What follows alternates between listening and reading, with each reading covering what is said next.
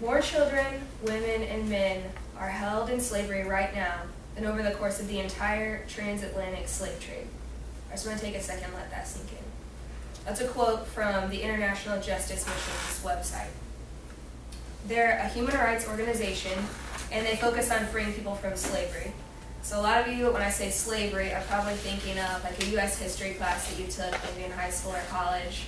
You're thinking of big ships coming over from Africa, people in chains, which is true. That's slavery. I'm not making light of that. But today, slavery looks a little bit different. I'd like to take just a few minutes to talk about what slavery is today, what IJM, International Justice Mission, does, and what skills an IJM employee needs. I first learned about this organization because I have a friend who actually works for them. And so we started talking about it, and I continued to research them, and now I'm thinking that I might want to work for them as a counselor for victims. First, let's think about slavery today and why an organization like IJM is even necessary. According to DoSomething.org, is one of IJM's partners, slavery is defined as forcing people into prostitution, involuntary servitude, and deceptively leading people into debt that they have no hope of ever coming out of. A lot of the targets are children, because they're very vulnerable, women, especially widows when they can't provide for themselves any longer.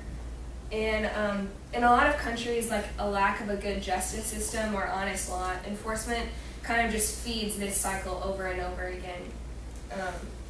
Now let's look at what International Justice Mission has anything to do with this issue.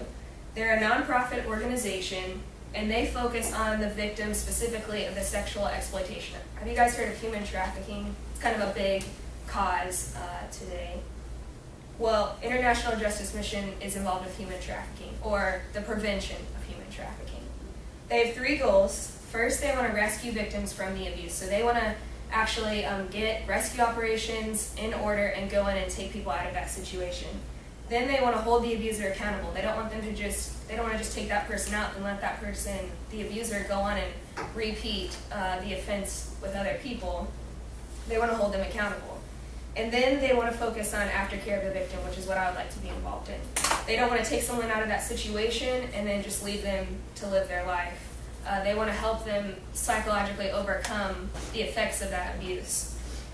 So whether it's changing laws and judicial systems, that's where lawyers would be involved in this organization, or whether it's just educating communities like you guys. International Justice Mission does not want abuse and slavery to be a reoccurring cycle. As you can see, this is a difficult job, and it takes a specific skill set to fight heavy issues like human slavery. The workers face hard realities that can be difficult to cope with.